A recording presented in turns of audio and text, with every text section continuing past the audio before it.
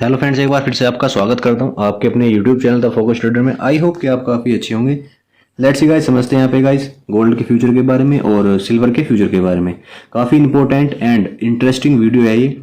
और जो भी यहाँ पे वीडियो देखते हैं वो कृपया करके मैं आपको एक यहाँ पे बात बताना चाहूँगा। पहले तो मैं वीडियो के स्टार्टिंग के अंदर ही देखिए, जो भी मैं आपको लेवल यहाँ पे बताता हूँ, गोल्ड में हो चाहे सिल्वर में हो, ये level only for observation level है गाइस यहाँ पे। यानी कि मार्केट का जो मैं आपको प्रिडिक्शन करके बताता हूँ, लेवल्स जो देता हूँ कि मार्केट अपसाइड में जाएगा तो कितने पॉइंट जाएगा, गोल्ड में गिरावट आएगी तो कितनी आएगी, कितने लेवल तक आपको यहाँ पे देखना चाहिए अपसाइड के लिए। ऐसे ही सिल्वर में है, ये सिल्वर में अगर बाइंग आएगी तो किस लेवल से आएगी और कितने पॉइंटों के लिए आप जा सकते हैं।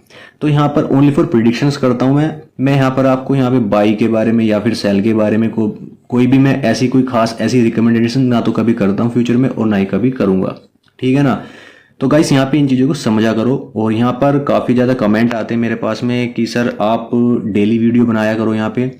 हाँ, देखिए मैं यहाँ पर डेली वीडियो बनाता हूँ और डेली मैं पोस्ट करता हूँ और यहाँ पे करेक्ट टाइम पे मैं आपको अपडेट भी करता हूँ। जैसे मैंने अभी प्रीवियस वीडियो था मेरा, यानी कि मैंने आपको थर्सडे के अंदर मैंने आपको क्लियर बोला था कि यहाँ पर आपको सिल्वर में तेजी आपको नजर आने वाली है।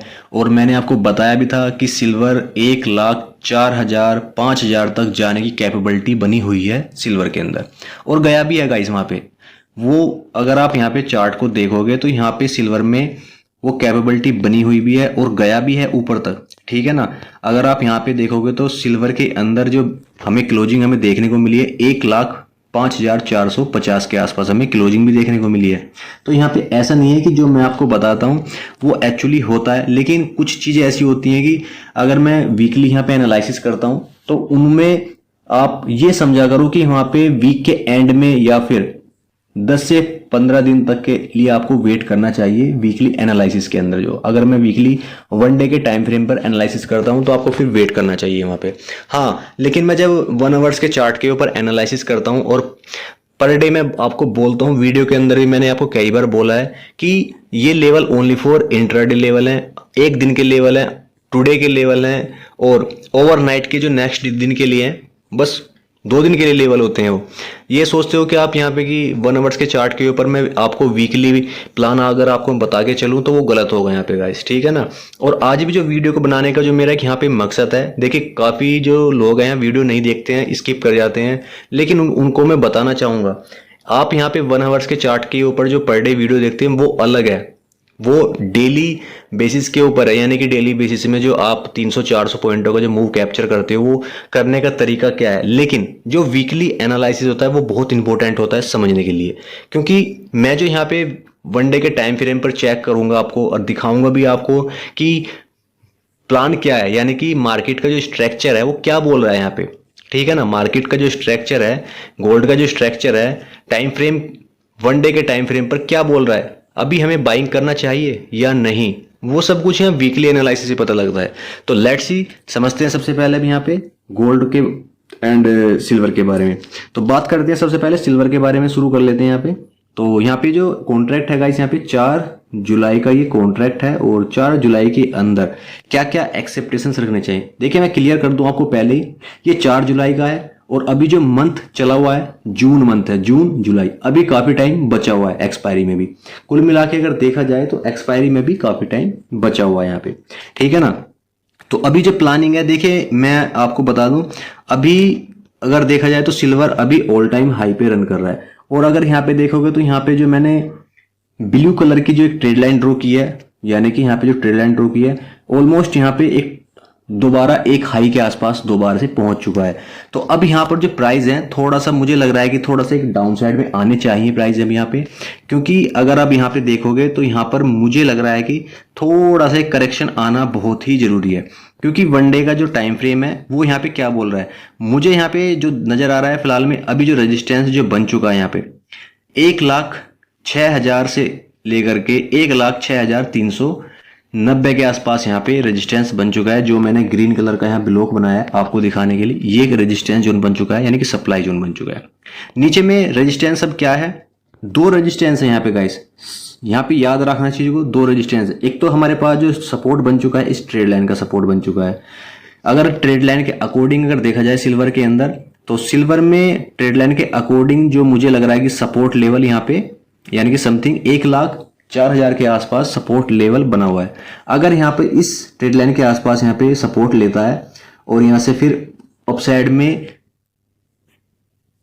ग्रीन कैंडल के साथ में या फिर हैमर के साथ में यहाँ पे अपसाइड में हैमर का ब्रेकआउट करता है या फिर स्ट्रेट लाइन के ऊपर सस्टेन कर जाता है काफी टाइम के लिए, और फिर यहां पर आपको इस रेजिस्टेंस का ब्रेकआउट होता हुआ नजर आए, तो फिर आप यहाँ पे अपसाइड में बाइंग का प्लान कर सकते हैं। और फिर जो नेक्स्ट जो चाल होगी सिल्वर के अंदर, वो 1,09,000 रुपए की सीधा आपको अपसाइड में बाउंस होता हुआ नजर आएगा। यहाँ पे घबराने वाली बात नहीं है कि आप सोच रहे हो कि 1,09,000 रुपए कैसे चला जाएगा, क्यों जाएगा, ये सोचने वाली बात आपकी नहीं है। क्योंकि ये शक जो है ना, ये जो दिक्कत है, ये जो हम जो मार्केट का स्ट्रक्चर पढ़ नहीं पाते हैं, ये सभी की दिक्कत है। अगर मैं आपसे ये बोलूं कि आने वाले यानी कि 3 से 4 से 5 महीने के अंदर अंदर चांदी का भाव आपको अगर मैं ये बोल दूं कि 1,40,000 तक चला जाए, तो आप विश्वास नहीं करोगे इस चीज पे। क्यों? क्योंकि आपको विश्वास ही नहीं होगा, क्योंकि आपको लगेगा कि यहाँ पे चांदी 1,40,000 जा ही नहीं सकती है। भाई साहब, मैं आपको पहले ही बता दूं चीज को, सिल्वर की जो डिमांड है ना, आप ये सोच रहे हो कि हम यहाँ पे जो गहने हैं या फिर हम ज्वेलरीज जो यहाँ पे खरीदते हैं उसमें ज्यादा डिमांड है। नो, आपको पता है कि एआई सेक्टर का काफी ज्यादा यहाँ पे डेवलपमेंट हो चुका है। एआई सेक्टर के अंदर सिल्वर का ज्यादा उपयोग होता है, यानी कि जो मैन्युफैक्चरिंग होती है इलेक्ट्रिक्स पार्ट्स के अंदर, वो सिल्वर में काफी ज्यादा डिमांड है उसकी, ठीक है ना। तो वहां पे आप ये मत सोचना कि यहाँ पे सिल्वर में यानी कि चांदी के अंदर आपको यहाँ पे तेजी नजर नहीं आएगी। चांदी में नजर आपको गड़ा के रखनी चाहिए। चांदी के अंदर तेजी आने की बहुत ही ज्यादा संभावना है आने वाले अभी और भी दिनों के लिए, ठीक है ना।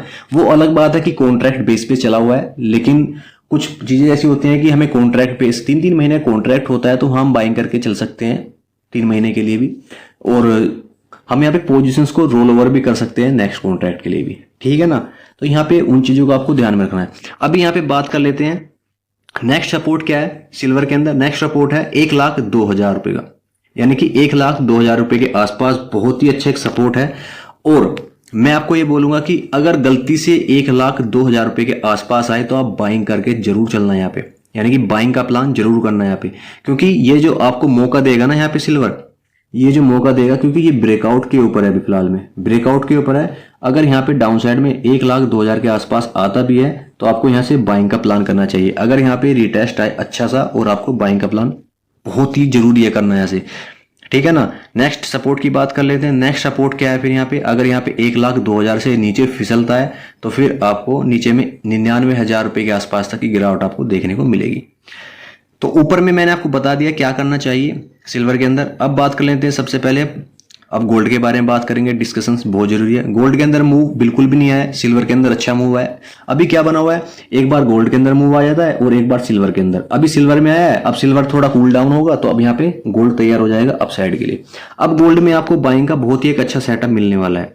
गोल्ड में आपको 96,400 रुपए के आसपास यहाँ पे बाइंग का एक सेटअप बहुत अच्छा मिलने वाला है। सेकेंड सेटअप आपको जो मिलेगा 20 मूविंग एवरेज के आसपास, 20 मूविंग एवरेज के आसपास जब यहाँ प्राइस के आसपास आ जाएंगे तो यहाँ से आपको बाइंग का एक, देखिए 2 सेटअप हैं 94,400 एंड 96,500 के आसपास। ये जोन बहुत ही इंपॉर्टेंट जोन है, यहाँ से आपको डेफिनेटली बाइंग आपको यहाँ पे नजर आएगी ही आएगी, ठीक है ना।